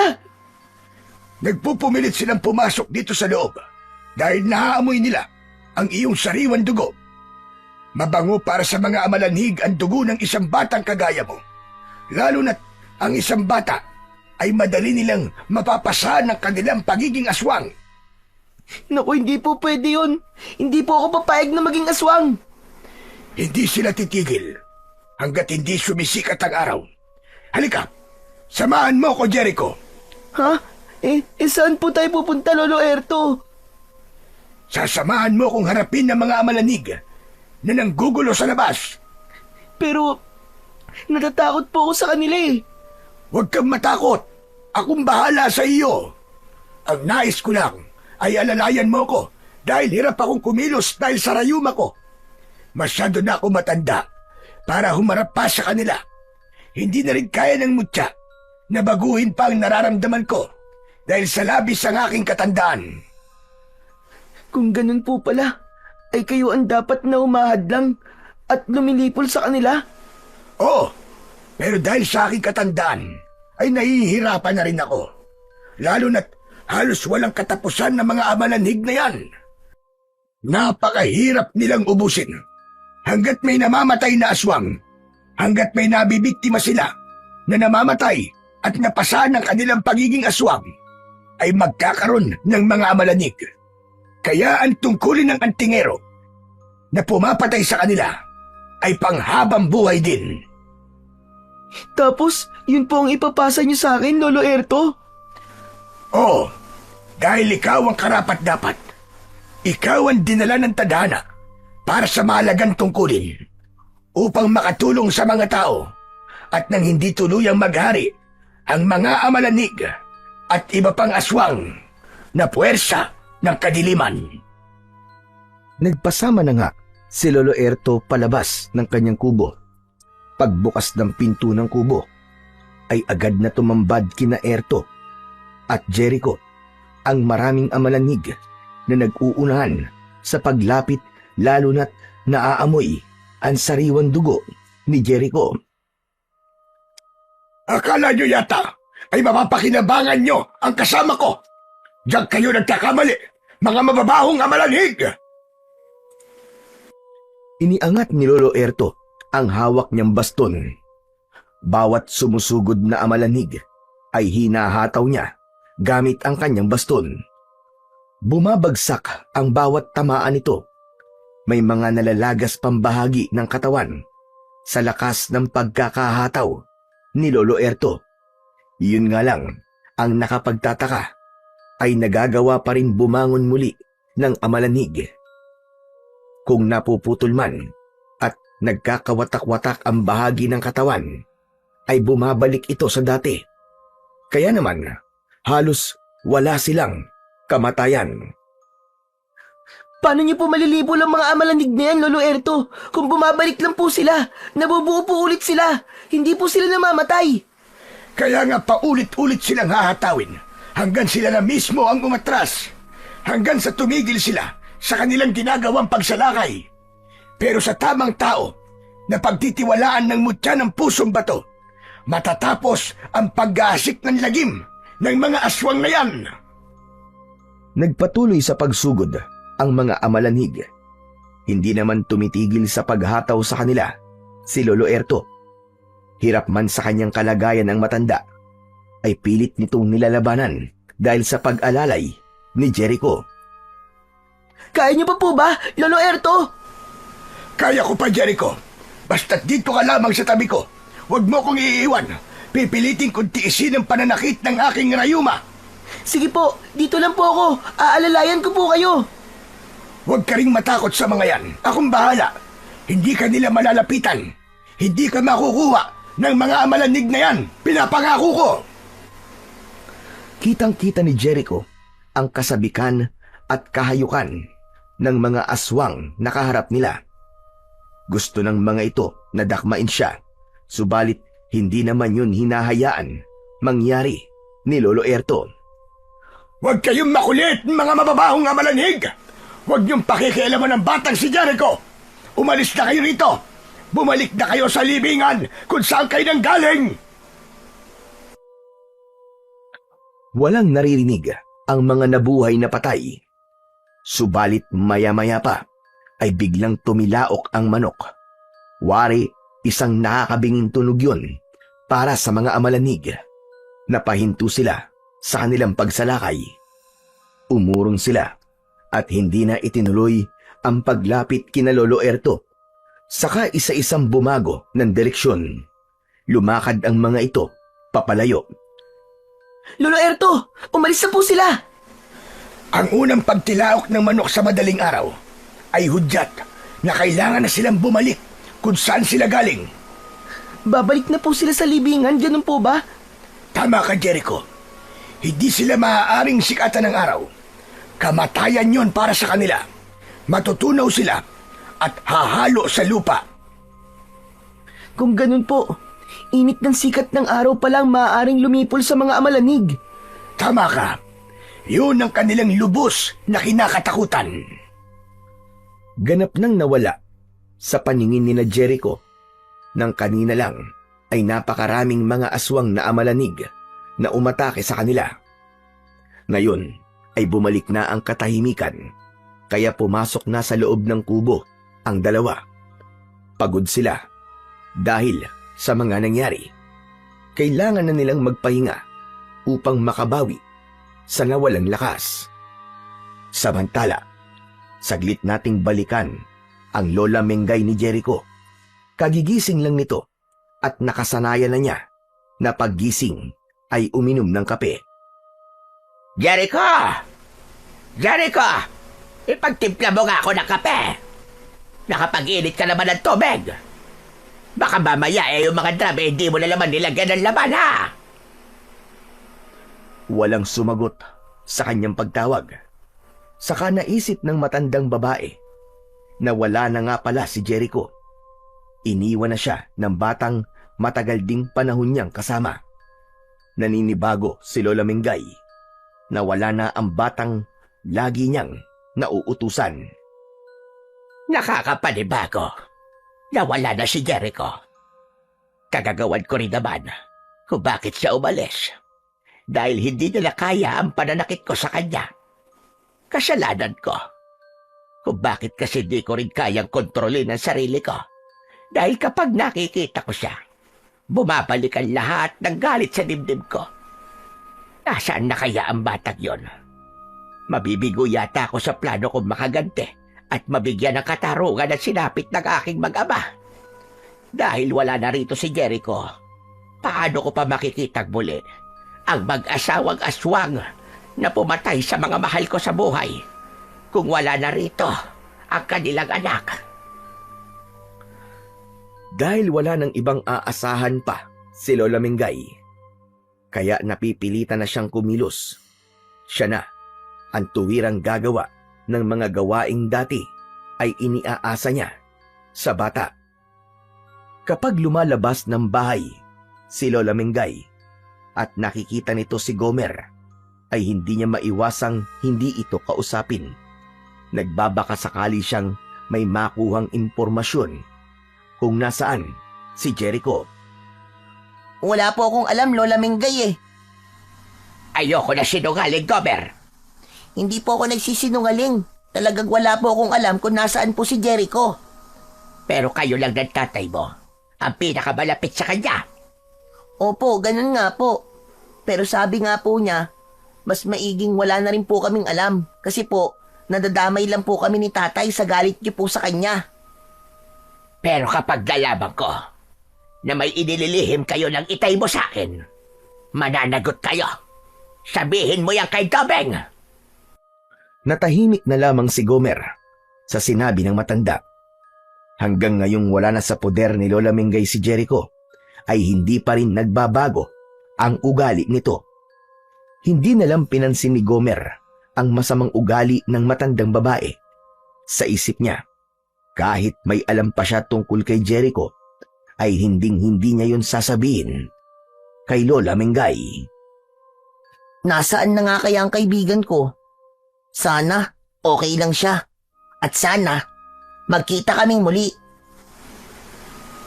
Samantala, pagkatapos ng naging pagsalakay ng mga amalanig sa bahay ni Lolo Erto, ay nagawa na ring sabihin ng matandang lalaki kay Jericho ang tungkol sa pagkakapili rito upang pasahan ng taglay na mutya. Seryoso ang matanda na gawin yon, lalo na't sadyang may edad na rin siya at nahihirapan na siyang ipagpatuloy pa ang tungkulin para harapin ang mga nilalang mula sa dilim. Gaya ng nasabi ko sa iyo, Jericho, ikaw ang mapalad na pagtitiwalaang mag-iingat ng mutya ng pusong bato. Mutya ng pusong bato? Oh, malaki ang maitutulong nito sa iyo, Apo. Isang supot na yari sa telang itim ang inilabas ni Lolo Erto. Mula sa loob nito ay kinuha ang isang batong buhay. Batong hugis puso? Tama ka, Jericho. Kung tawagin ito ay pusong bato, isang uri ng mutya na magbibigay sa iyo ng swerte at magagamit mo para labanan ang puwersa ng kasamaan. Lalo ang mga... Sigurado po ba kayo na ibibigay niyo po sa akin to? Oo naman. Dahil nga natitiyak kong itinadhana ka para pagtiwalaan ng mutya ng pusong bato. Hindi lang nagkataon ang pagkikita natin. Hindi ka lang basta ipinadala ng tadhana sa lugar kung saan tayong unang nagkita. Dahil ang lahat ng yon ay nakatakda. Kung talaga pong ibibigay niyo po to sa akin, buong puso ko po itong tatanggapin, Lolo Erto. Salamat naman kung ganon, Jericho. Kunin mo ang mutya ng pusong bato. Mula ngayon, ikaw na ang bagong mag-iingat nito. Salamat po, Lolo Erto. Alagaan mo yung maigi dahil sa pusong bato na yan ay nariyan din ang aking pagkatao. Po? Hindi ko po kayo maintindihan. Habang taglay mo yan, ay para mo na rin akong kasama. Pagkatapos kunin ni Jericho ang supot na may lamang mutya ng pusong bato na ibinigay ni Lolo Erto, ay ganun na lamang ang gulat ng bata dahil sa nangyayari sa matandang kaharap niya. Lolo Erto, ano po nangyayari sa inyo? Gamitin mo yan sa tama, Jericho. Kitang-kita ni Jericho ang pagbabago ni Lolo Erto. Unti-unti, nagiging bato ang matandang lalaki hanggang sa ang kabuuan nito ay naging isang malaki at matigas na bato. Lolo Erto! Lolo Erto! Ano po nangyari sa inyo? Lolo Erto! Wala nang maririnig pang sagot sa matandang kaharap ni Jericho dahil ganap na itong naging bato. Hindi maintindihan ng bata ang mga nangyari, pero isang bagay lang ang natitiyak niya. Ipinasa na sa kanya ang tungkulin nito. Isa na siyang antingero ngayon na may hawak na mutya ng pusong bato. Dahil sa nangyari kay Lolo Erto, ay nag-iisa na lamang sa bahay si Jericho. Isang matigas at malaking bato na lamang ang matanda na hindi na niya makakausap. Hindi agad siya umalis sa lugar na yon. Doon muna na malagi ng ilang araw ang bata. Sa bawat pagtulog niya sa gabi, ay nag-aantabay siya na muling sumalakay ang mga amalanig. Kaya lamang, wala ang mga ito. Naisip niya na marahil ay tapos na ang pagbibilog ng buwan. Kaya hindi na uli babangon sa kanilang libingan ang mga aswang na amalanig, kundi matatagalan pa. Mahimbing ang naging pagtulog ni Jericho ng gabing yun. Tila mahaba ang naging pagtulog niya. Gumising siya kinabukasan upang maghanda ng kanyang pagkain. Pagbangon niya sa higaan, ay ganun na lamang ang pagtataka niya dahil wala siyang suot na anuman. Ang suot niyang damit bago siya natulog ay nasa tabi ng kanyang higaan at sira na ito. May kakaiba sa kanyang pakiramdam. May pagbabago sa kanyang pagkatao. Nagmamadaling bumangon si Jericho. Humanap ng salamin sa loob ng kubo. Kaya lamang ay wala siyang makita. Pinagmasdan ng kanyang kamay, paa at hinaplos-saplos ang kanyang muka. Tama ang kutob niya. May pagbabago nga sa kanyang katawan. Kumuha siya ng tubig at inilagay yon sa isang maliit na palanggana. Nang mapuno yun, ay tinignan ang refleksyon ng muka sa tubig. Hindi siya makapaniwala sa kanyang nakita. Ibang-iba na siya. Malaki ang kanyang ipinagbago. Teka, ano to? Ano to nangyari sa akin? Bigla akong lumaki ah. Isa na akong ganap na binata. Paano nangyari to? Hindi alam ni Jericho ang sagot sa mga tanong na yon. Isang kababalaghan na hindi niya kayang ipaliwanag. Isa lang ang naging sagot sa isip niya. Ang mutya ng pusong bato. Yun ang nagpabago ng lahat sa kanya. Agad niyang hinanap kung saan naroon ang mutya ng pusong bato. Nakita niya yon sa nasirang short at kinuha. Dahil nakahubad si Jericho, humanap siya ng masusuot na damit mula sa mga gamit ni Lolo Erto. Nang makita niya yon at makapamili siya, ay isinuot niya kagad. Hindi niya maintindihan kung ano ba ang kanyang mararamdaman ng mga pagkakataong yun. Kung malulungkot ba siya na wala na ang pagiging bata niya, o kaya naman ay matutuwa siya dahil ngayon ay isa na siyang ganap na binata. Lumapit siya sa malaking bato na si Lolo Erto. Kahit para sa kanya ay imposibleng marinig siya nito, ay kinausap pa rin yun ni Jericho. Lolo Erto, naguguluhan po ako sa nangyayari sa akin. Pero wala na po akong magagawa, kundi tanggapin ang naging kapalaran ko. Sana nga po tama ka na makakabuti sa akin na tinanggap ko ang mutya ng pusong bato kasama ng tungkuling nakadikit dito. Handa na si Jericho na iwan ang lugar na yon. Nais niyang bumalik sa lugar kung saan siya galing. Lalabas na sana ng bahay si Jericho, taglay ang bagong katauhan. Nang makita niyang biglang merong nagliwanag sa loob ng bahay, nasilaw ang binata sa liwanag na nagmumula sa baston ni Lolo Erto. Ang baston ni Lolo Erto? Bakit nagliliwanag? Dinampot ito ni Jericho. Nang mahawakan niya ito, ay tila merong kuryente na pumasok sa kanyang katawan. Waring ipinahihiwatig ng baston na kailangan dalhin siya ni Jericho. Kaya wala itong nagawa kundi dalhin sa kanyang pag-alis ang baston na dating pagmamay-ari ni Lolo Erto.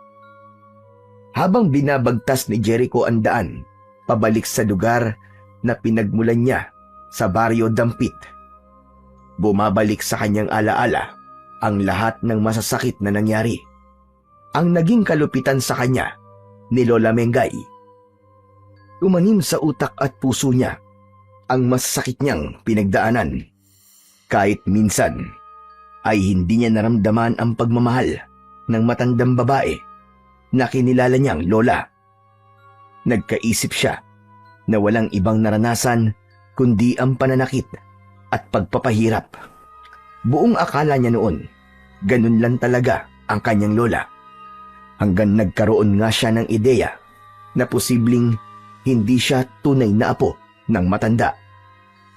Bagay naman na sinang-ayunan ng mga taong nakapaligid sa kanya. Ngayon, sa kanyang pagbabalik bilang isang Jericho na hindi napaslit kundi binata na at may lakas na taglay, ay nabuo sa isipan niya ang isang masamang plano. Yun ay ang balikan si Lola Mingay upang gantihan.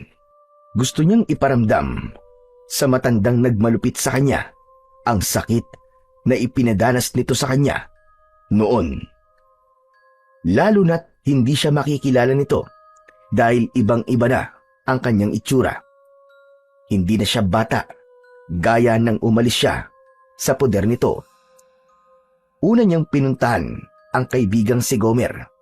Ibig niyang makita ang kaibigan na alam niyang sabik din siyang makita. Nasa harap ng bahay si Gomer at may ginagawa. Tinawag niya si Gomer. Tumingin sa kanya ito na may pagtataka. Naisip ni Jericho na hindi nga pala siya makikilala ng kaibigan dahil hindi na siya ang dating Jericho na isang bata. Tinatawag mo ako?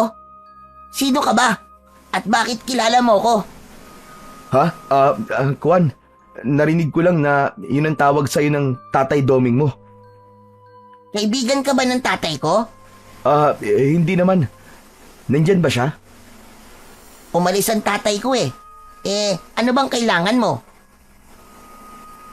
Humahanap kasi ako na matutuluyan eh. Kung meron kang alam, meron lang kasi akong aasikasuhin dito sa baryo nyo. Hindi ko alam kung papayag si Itay na dito ka sa bahay namin. Pero yung maliit na kubo na yon na pinaglalagyan ng mga tuyong kahoy, pwede ka ron. Yun ay kung okay lang sa'yo. Aba, oo naman, pwede ako dun. Ano nga palang pangalan mo? Jerry. Tama, Jerry ang pangalan ko. Kilala mo na ako, di ba? Oo naman, Gomer. Salamat ah. Doon na muna ako sa itinuro mong kubo. Tumalikod na si Jericho. Sinundan siya ng tingin ni Gomer. Nakakunot ang noo nito na tila may pagtataka. Kaya naman, napakamot na lamang ito sa kanyang ulo. Ikaw naman na bata ka, pambihira. Basta ka na lamang nagpapatuloy dito sa atin. Tay, hindi naman po dito sa bahay natin eh. Doon po siya sa kubo sa labas. Kahit na ba eh. Baka mamaya masamang tao yun. Kung anong gawin sa atin. Mukha naman pong mabait siya eh. Tsaka, para po bang matagal ko na po siyang kilala? Paanong parang matagal mo nang kilala? Eh ngayon mo lang naman siya nakita. Pakiramdam ko lang po. Naalala ko tuloy sa kanyang kaibigan kong si Jericho. Kasi po, may pagkakahawig sa kanya eh. Yun nga lang po, kaedad ko si Jericho. Siya po, binata na eh. Sana nga, hindi siya masamang tao. Samantala, unang gabi doon ni Jericho sa kubo, malapit sa bahay ng kaibigang si Gomer. Malalim at tahimik ang gabi ng pagkakataong yun. May kakaibang naramdaman si Jericho at may mga ingay siyang narinig. Bumangon siya sa kanyang pagkakahiga sa loob ng kubo at nakita niya may mga kakatwang nilalang na paikot-ikot sa labas ng bahay ni Gomer. Hindi siya maaaring magkamali. Mga aswang ito na may pinaplanong masama. Dali-dali siyang lumabas ng kubo. Tiniyak niyang nasa kanyang katawan ang mutya ng pusong bato. Samantalang ang baston ni Lolo Erto ay mahigpit niyang hinawakan. Pinuntahan nga ang aswang na naroon sa bahay ng kaibigan. Hoy! Mga pangit na aswang! Kung ayaw niyo may masamang mangyari sa inyo, umalis kayo dyan! Huwag niyong guluhin ang mga tao nagpapahinga dyan! Galit na bumaling kay Jericho ang mga aswang. Umuungol at ibinuka ang malaking bibig. Naghahanda sila upang sugurin ang binata. Aba, gulo ba ang gusto nyo? Sige! Lumapit kayo! Tignan natin kung hanggang saan ang yabang niyong mga halimaw kayo! Sige! Sugod! Hindi pa natatapos sa kanyang sinasabi si Jericho, ay halos sabay-sabay na sumugod sa kanya ang mga aswang na naroon. Subalit isang malakas na hataw ng baston ang ipinatikim niya sa mga aswang na umaatake. Lumalagotok kapag tinatamaan ng baston ang halimaw na sumusugod sa binata. Nagiging solidong parang adobing bato ang hawak na baston ni Jericho. Ha! Kala nyo yan ba ang gusto nyo mangyari? O ano? Hindi pa ba kayo aalis? Bumalik na kayo kung saan man kayo galing. Huwag nyong guluhin ang mga naninirahan sa lugar na to. Kung di kayo titigil, titiyakin ko sa inyo. Uubusin ko kayong lahat. Pupulbusin ko kayo. Subalit tila walang naririnig ang mga aswang, kundi inulit lamang nila ang pag-atake kay Jericho. Sa muling pagsugod ng mga aswang, ay tiniyak ng binata na mapapatay na niya ang mga ito. Paulit-ulit niyang ipinanghampas ang hawak na baston. Mas malakas at mas matindi ang ginawang paghataw ni Jericho. Halos sumabog ang utak ng aswang sa lakas ng pagkakapalo sa ulo ng mga ito. Pagbagsak sa lupa ay nangisay hanggang sa tuluyang malagutan ng hininga ang mga aswang. May iba pang sumugod kay Jericho at tila inulit lamang niya ang ginawa niyang paghataw sa mga naunang aswang na umatake sa kanya. Samantala, nagising sa ingay at kaguluhang nangyayari sa labas ng bahay ang mag-amang Gomer at Doming. Lumabas sila upang alamin ang nangyayari, kaya kitang-kita nila kung paanong nakipaglaban si Jericho sa mga aswang. Siya ba yung sinasabi mong nakituloy sa kubo natin, anak? Opo, tay. Siya si Jerry. Lumalaban po siya sa mga aswang. Napakatapang niya at tila may kakaibang lakas. Sabi ko na sa inyo, tay, mabait siya eh. Tignan nyo, iniligtas niya tayo sa ginagawang pagsalakay ng mga aswang. Galingan mo, Jerry. Patayin mo mga aswang na yan. Diyos ko, kung wala pala siya rito, baka kung ano na nangyari sa atin. Kaya tamang-tama ang pagdating niya rito sa lugar natin, anak. Nagawa niyang pigilan ang pag-aasik ng lagim ng mga aswang. Nagtagumpay si Jericho laban sa mga kampon ng kadiliman. Nagkalat ang mga aswang na wala ng buhay. Lumapit naman ang mag-ama kay Jericho. Nakita namin ng tatay ko ang ginawa mo, Jerry. Grabe, ang galing mo. Ang astig. Ang angas ng ginawa mo. Utang ko sa'yo ang buhay namin ng anak ko, Jerry. Ah, wala po yun. Malaki rin po ang utang na loob ko po sa inyo, Mandoming. Ha? Utang na loob? Ano ba sinasabi mo? Ngayon lang naman tayo nagkita. Ah, wag niyo na pong intindihin yun. Basta gagawin ko po ang lahat para tulungan po kayo. Hindi ko hahayaang may masamang mangyari sa inyo ni Gomer. Maraming salamat sa'yo, Jerry. Iniligtas mo kami ng anak ko. Sana, kaya ko rin gawin yung ginawa mo, Jerry. Para kapag may sumugod uling mga aswang, kayang-kaya ko silang harapin. Siya nga pala. Mas mabuti siguro. Doon ka na lang sa loob ng bahay namin. Huwag ka na dito sa kubo. Oo nga po, Tay. Hindi bagay na dun tutuloy sa kubo si Idol. Idol? Oo, idol na kasi kita ngayon eh. Lodi kita kasi ang astig ng ginawa mo. Pinatay mo yung mga aswang. Inilapit ni Jericho ang kanyang kuyom na kamay kay Gomer. Oh, fist bump muna tayo. Ayos! Nakipag-fist bump si Gomer kay Jericho, pero naroon ang pagtataka sa kanyang muka. Oh, bakit Gomer? Wala. Naalala ko lang ang kaibigan ko. Kasi, ganyan na madalas naming ginagawa eh. Peace bomb. Sige, mabuti pa siguro dun muna tayo sa loob ng bahay. Maghahanda ko ng pagkain natin. Baka gutom na ton si Jerry. Bago sila pumasok ng bahay, ay iginala ng tatlo ang kanilang paningin sa paligid. Wala na ang mga nakahandusay na katawan ng mga patay na kampon ng kadiliman. Naglaho na ito at ang hiling sana nila ay wala nang dumating pa. Kinabukasan ay nagpaalam si Jericho kina Mandoming. Nais niyang makita ang kanyang Lola Mingay. Gaya ng ibig niyang mangyari, babalikan niya ito para gumanti sa matanda dahil sa ginawa nitong pagpapahirap sa kanya. Nang marating ni Jericho ang bahay ni Lola Mingay, ay may mga pagbabago na ito. Marumi ang labas ng bahay, hindi na halos nalilinisan. Tumawag siya, subalit walang sumagot. Inakala niya na walang tao dahil kabisado niya ang sarahan ng pinto, kaya nagpunta siya sa kusina upang doon dumaan. Nakapasok sa loob si Jericho, ngunit mali ang kanyang akala. Merong tao sa loob. Naroon si Lola Mingay, nakahiga sa isang makitid na kawayang kama. Tila may sakit ang matandang babae. Sino ka? Anong kailangan mo dito?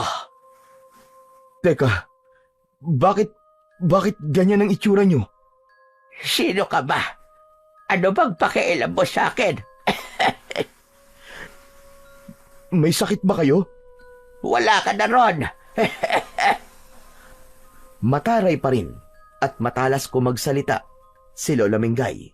Subalit kapansin-pansin ang mahina nitong katawan. Sino ka ba talaga? Kasama ka ba ng mag-asawang aswang na pumunta dito? Kung inaakala mong mapapatay mo ako, nagkakamali ka. Aswang? May aswang na pumunta dito? Oo, at kung kasama ka nila at inutusan kang patayin ako, hindi mangyayari yon. Mabibigo kayong patayin ako. Nagkakamali kayo. Hindi nila ako kasama. Pero, maaari ko bang malaman kung bakit ka pinuntahan ng aswang at gusto kang patayin? Mahabang kwento. Makikinig ako. Bakit ko naman sasabihin sa'yo? Kung gusto mong tulungan kita para hindi ka naguluhin pa ng mga aswang na sinasabi mo, kailangan ko malaman ang dahilan. Hindi alam ni Lola Mingay, pero nakumbinsi siya ni Jericho para magkwento. Wala siyang kamalay-malay na ang binatang kanyang kaharap ngayon ay ang batang kinupkup niya na kanyang pinagkaitan ng pagmamahal at pinaranas ng kanyang kalupitan. Walang itinago si Lola Mingay sa naging pagkikwento niya kay Jericho. Kaya natiyak ng binata na hindi nga siya tunay na apo nito, kundi anak siya ng mag-asawang aswang na pumatay sa kanyang asawa at anak. Gagantihan niya ang mga ito sa pamamagitan ng batang inampun niya. Naghihintay siya na hanapin ng mag-asawa upang kunin sa kanya ang anak, at pagkakataon naman yun ng matandang babae upang makapaghiganti. Yun ang totoo. Nagbalik na ang mag-asawang aswang at hinahanap sa akin ang batang kinuha ko na anak nila. Nasaan na ang batang sinasabi mo? Nagkukunwaring tanong ni Jericho kay Lola Mingay. Iniwan na ako. Lumayas siya dahil hindi niya na kayang tumira dito sa akin. Dahil naging masama ka sa kanya. Oo, tama ka. Alam kong mali ang ginawa ko. Kaya lamang malaki ang kasalanan ng mga magulang niya sa akin. Pinatay nila ang pamilya ko.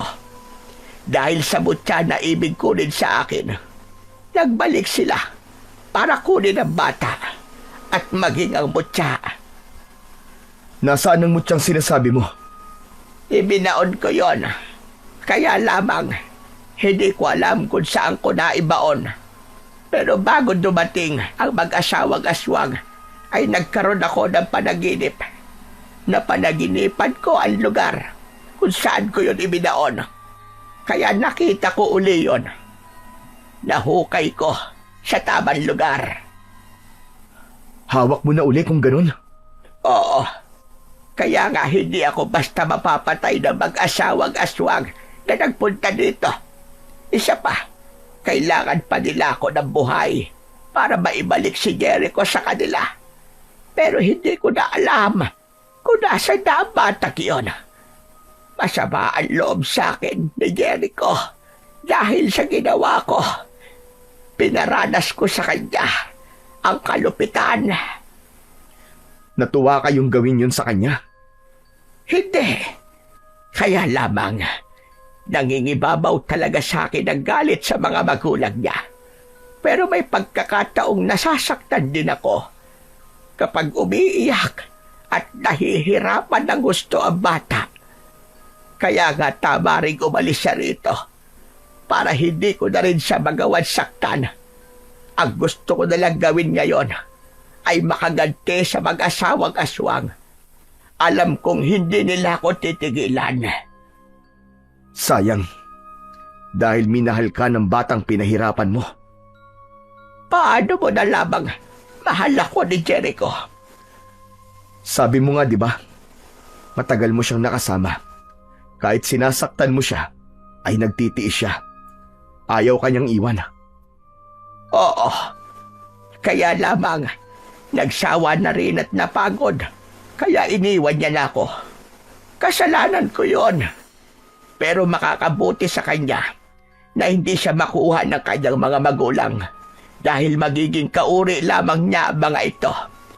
Magiging aswang din siya dahil sa pagsapit ng tamang edad niya ay ipapasa sa kanya ang pagiging aswang. Yun ba ang plano nila sa kanilang anak? Tama ka. Kaya dapat lang na hindi nila makita si Jericho. Pero kung nandito siya ngayon, may sasabihin ka ba sa kanya? Oo, pero gusto kong humingi ng tawad kay Jericho. Pero wala na siya rito. Hindi niya na maririnig yun. Pinagsisisihan ko ang ginawa ko sa kanya. Lahat ng pagpapahirap ko sa kanya. Lalo na ngayong nangihina na ako. Gusto kong bago man lang ako mawala, ay makahingi ako ng tawad sa kanya. Tila tumagos sa puso ni Jericho ang mga sinabi ni Lola Mingay. May kurot siyang naramdaman dahil batid niyang totoo ang sinasabi nito. Hindi niya akalain na kahit naging malupit sa kanya ang matandang babae, ay may awa pa rin siyang nararamdaman para dito. Dahil sa mga sinabi at nakita niyang kalagayan ngayon ng matandang si Lola Mingay, ay tila may naging pagbabago sa nararamdaman ng binata. Aalis na lang siya at wag nang ituloy pa ang kanyang planong pagganti dito. Sa kalagayan niya ngayon na nanghihina, ay lalo lang magiging miserable ang buhay ni Lola Mingay kung gaganti pa siya. Papalabas na siya ng pinto nang magsalita ang matandang babae. Kung sino ka man at magkaroon ka ng pagkakataon na makita ang apo ko si Jericho, iparating mo sa kanya na gusto ko siyang makausap bago man lang ako bawian ng buhay. Tango na lamang ang naging tugon ni Jericho. May kurot yun sa puso niya. Subalit nang papalabas na siya ng pintuan, ay may nakasalubong siyang mag-asawa na papasok ng bahay. Teka, sino kayo? Ikaw, sino ka naman? Sinilip ko lang ang kalagayan niya. Ilang araw na kasi siyang hindi lumalabas ng bahay eh. Ang dapat sa matandang yan ay mamatay na. Malaki ang kasalanan niya. Teka. Galit kayo sa kanya? Oo, dahil sa atraso niya sa aming mag-asawa. Andito na naman kayo. Hindi niyo ba talaga ako titigilan, Oscar? Hindi, dahil kailangan magbayad ka sa ginawa mo sa aming anak. At dapat mo na ring ibigay sa amin ang mutya. Hindi ko yun ibibigay sa inyo. Dahil gagamitin niyo lamang yun para sa lalo pang kasamaan niyo. Kung ganun pala, Lola Mingay, siyang mag-asawang gustong pumatay sa inyo? Ang mag-asawang aswang? Oo, tama sila nga. Kaya wag mo kong iwan, binata. Tulungan mo ako. Huwag kang makikialam dito kung ayaw mo madamay sa galit namin sa kanya. Eh paano ba yan? Nandito ako. At hindi ko hahayaang may gawin kayong masama kay Lola Mingay. Pagbabayarin namin siya sa kasalanan niya. Pero ang sabi niya sa akin, kayo ang nauna. Pinatay niyo ang kanyang mga mahal sa buhay. Dahil matigas ang ulo niya, hindi niya ibinigay ang mutya na kailangan namin. Kaya pinatay namin ang asawa at anak niya. Pero ninakaw naman niya ang anak namin. Kinuha ko nga ang anak niyo. Pero inalagaan ko siya. Siguro nga, di ko siya nabigyan ng pagmamahal. Pero hindi ko siya pinatay. Pero wala na ang bata sa'yo. Pinabayaan mo siya. Kaya dapat talagang mamatay ka na. Tutal, hindi mo masabi kung nasaan ang anak namin. Kung sakaling alam ko, hindi ko rin sasabihin sa inyo. Dahil magiging kauri niyo lamang siya. Magiging aswang siya. At magiging masamang katulad ninyo. Mga kampon ng demonyo. Ang dami mo sinasabi. Ang dapat sa'yo'y manahimik na. Biglang nagbago ang anyo ng mag-asawa. Naging mga aswang. Nakakakilabot ang itsura ng mga ito. Kitang-kita yun ni Jericho. Ikaw, binata, huwag kang makikialam kung ayaw mo madamay ka. At maging ikaw ay mamatay sa mga kamay namin. Sabi ko nga sa inyo, huwag niyong sasaktan si Lola Mingay dahil ako makakalaban niyo. Talaga palang palaban ka, ha? Gusto mo pang ipagtanggol ang matandang ito? Hindi nakinig ang aswang na si Oscar kay Jericho, kundi sinunggaban nito si Lola Mingay, ngunit biglang humarang ang binata. Agad ginamit ang hawak na baston at ipinalo yun sa katawan ng lalaking aswang. Agad namang tumulong ang babaeng aswang na kasama nito. Inatake rin ni Jericho, subalit ganun din ang ginawa ng binata. Isang malakas na hataw ng baston ang kanyang pinakawalan. Walang hiya ka! Gusto mo talaga sumali sa gulo? Pues, ibibigay ko yun sa'yo! Biglang sumunggabang aswang na si Oscar kay Jericho. Nakahanda naman ang binata. Maigpit niyang hinawakan ng baston at iniharang yun ng diretsyo sa kanyang katawan. Kaya sa ginawang pagsalakay ng lalaking aswang, ay bumaon ang baston sa katawan ng halimaw. Humiyaw ang aswang nang tumagos ang baston sa katawan nito. Hinugot yun ni Jericho, subalit umaagos at pumupulandit ang dugo mula sa nabutas na katawan ng aswang.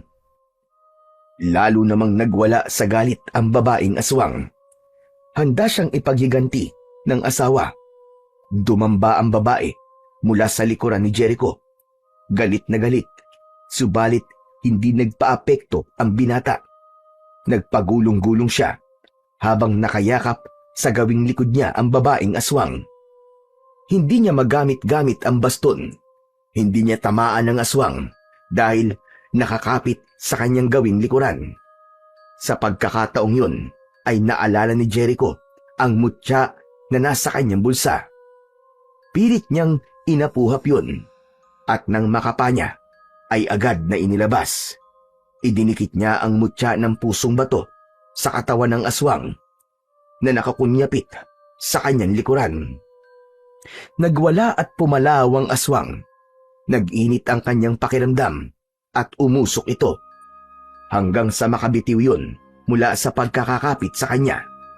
Habang umuusok ang katawan ng aswang, ay nakita niyang tila naninigas ang kabuuan nito. Maya-maya ay hindi na ito gumagalaw at naging isang matigas na bato. Nag-aagaw buhay naman ang lalaking aswang habang umaagos ang masaganang dugo sa katawan. Nilapitan ni Jericho at idinikit din sa lalaking aswang ang hawak na mutya ng pusong bato. Katulad ng nangyari sa babaeng aswang, ay umusok ito at unti-unting nanigas ang katawan at naging matigas na bato. Ang hawak niyang baston ay ginamit niya upang ipalo sa aswang na nagmistulang matigas na bato. Pagkaraang ipalo ni Jericho ang baston sa mga aswang na naging bato, ay nadurog ito sa maliliit na piraso. Kitang-kita ni Lola Mingay ang pangyayaring yun na manghang-mangha sa mga nangyari. Wala na ang dalawang aswang na kanina lamang ay kinakatakutan niya. Sa naging kamatayan ng mga ito ay tila na ipaghiganti na rin niya ang mga mahal sa buhay na pinatay ng mga ito. Salamat sa iyo, binata. Salamat. Tapos na ang problema ko. Sabi ko nga po sa inyo, Lola Mingay, hindi ko kayo pababayaan.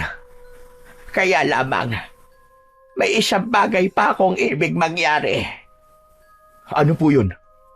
Tulungan mo akong makita uli ang aking apo. Namimiss niyo po ba siya? Hindi ba galit kayo sa kanya? Hindi sa kanya. Sa mga magulang niya. Pero wala na sila ngayon. Nakuha ko ng hustisya na hanap ko. Gusto ko naman bumawi sa mga naging kasalanan ko sa aking apo na si Jericho. Tulungan mo ako, binata. Tulungan mo ako. Umalis na si Jericho, pero hindi maalis-alis sa isip niya ang mga sinabi ni Lola Mingay na ibig niyang makita ang apo. Nagawang patayin ni Jericho ang kanyang mga magulang, pero wala siyang anumang pagsisising naramdaman dahil nakita niya kung gaano kasama ang mga ito. Isa pa, hindi rin makakabuti sa kanya na makilala siya ng mga yun. Gaya ng sinabi ni Lola Mingay, ipapasa lang nito sa kanya ang pagiging aswang. Bagay na ayaw niyang mangyari. Hindi niya gugustuing maging aswang upang maghasik ng lagim at puminsala ng mga tao. Isa pa, taglay niya ang pagiging antingero dahil sa mutya ng pusong bato na ipinagkatiwala sa kanya. ni Lolo Erto. Mas gusto niyang ipagpatuloy yon kesa ang maging isang kampon ng kadiliman. Umuwi si Jericho sa bahay ng kaibigan. Walang tao ron. Wala sa loob ng bahay sina Gomer at Mandoming. Dahil pagod sa mga nangyaring pakikipaglaban, ay nakatulog si Jericho sa upuan sa sala ng bahay. Hapon na nang dumating ang mag-ama. Alam nilang naroon ang kanilang bisita dahil hindi nakakandado ang pintuan. Sa pagpasok ni Gomer sa loob ng bahay, ay ganun na lamang ang gulat niya. At agad na napasigaw, sabay tawag sa kanyang ama. Itay! Itay, halika, dalian mo! Itay! Nagmamadaling pumasok ng bahay si Mang Doming. Nagulat din ang lalaki nang makita kung bakit pasigaw siyang tinawag ng anak na si Gomer. Itay, tignan mo! Si Jericho! Nandito si Jericho, Itay! Aba, oo nga. Bumalik na ang kaibigan mo. Nagising at tila naalimpungatan naman si Jericho sa ingay. Agad siyang niyakap ni Gomer nang makitang gising na siya. Jericho! Salamat! Salamat, nagbalik ka na, Jericho! Jericho? Anong Jericho? Teka, Dahil nagtataka si Jericho, kaya pinagmasdan niya ang kanyang kamay at hinawakan ng muka. Nagbalik nga siya sa pagiging bata. Maging ang suot niyang damit ay lumuwag sa kanya. Teka lang. Yang suot mong damit, Jericho. Kung di ako nagkakamali, yan ang suot na damit ni Jerry. Yung binatang pinatuloy namin at nagligtas sa amin sa mga aswang. Hala, oo nga po, Tay. Teka nga, Jericho. Huwag mong sabihin, ikaw si Jerry. Tama ba? Ikaw nga ba yon? Hindi nakasagot si Jericho, kundi ngumiti lamang ang binata. Sapat na yon para masagot ang tanong ng kaibigan niyang si Gomer. Kung ganun, aba, paano nangyari yun? Sa halip na mag-usisa pa, si Mandoming ay ikinuwento na lamang ni Jericho ang mga nangyari sa kanya, pati ang ginawa niyang pagliligtas kay Lola Mingay sa kamay ng mag-asawang aswang. Hindi naman makapaniwala ang mag-ama sa mga ikinuwento ni Jericho. Kinabukasan ay bumalik si Jericho sa bahay ng kanyang Lola Mingay. Hindi makapaniwala ang matandang babae nang makita ang kanyang apo na si Jericho. Kung dati galit ang isinasalubong ng matandang babae, ngayon ay isang matamis na ngiti at yakap ang isinalubong ni Lola Mingay kay Jericho. Salamat! Maraming salamat at nagbalik ka, Apo! Jericho, patawarin mo ako, Apo, sa lahat ng ginawa ko sa iyo. Hindi na galit ang Lola. Pangako, babawi ako sa iyo, Apo. Lola Mingay, salamat po. Salamat po, tanggap niyo na po ako. Sorry din po kung lumayas ako. Naiintindihan kita, Apo. Pero kalimutan na natin yon. Gusto kong magsimula ulit tayo na magkasama, Apo ko. At gaya ng pangako ko, ibang Lola Mingay na ang makakasama mo. Minsan pa ay niyakap ni Lola Mingay si Jericho. Naramdaman na ng bata ang init ng yakap ng kanyang lola na matagal niya nang kinasabikan. Hindi man sila magkadugo, pero mananatili ang pagmamahal nila sa isa't isa bilang maglola. Mamamalagi rin kay Jericho ang tungkuling tinanggap niya mula kay Lolo Erto. Ipagpapatuloy niya ang maging tagapagtanggol at kalaban ng mga kampon ng dilim. Hanggang taglay niya ang mutya ng pusong bato. Mahirap man maunawaan ni Jericho ang mga nangyari sa kanya. ay bahagi na yon ng kapalarang nakatadhana sa kanya na nababalot ng hiwaga. Dahil sa bigat ng ating pinagdadaanan at sa mga nangyayari sa ating buhay, ay nahuhulog tayo sa maling desisyon dahil din sa kawalan ng pag-asa. Subalit ang lahat ng ito ay maaaring magbago kung paiiralin natin ang tunay na laman ng ating puso at magbibigay ng pagkakataon upang magpatawad at paiiralin ang pagmamahal sa ating kapwa.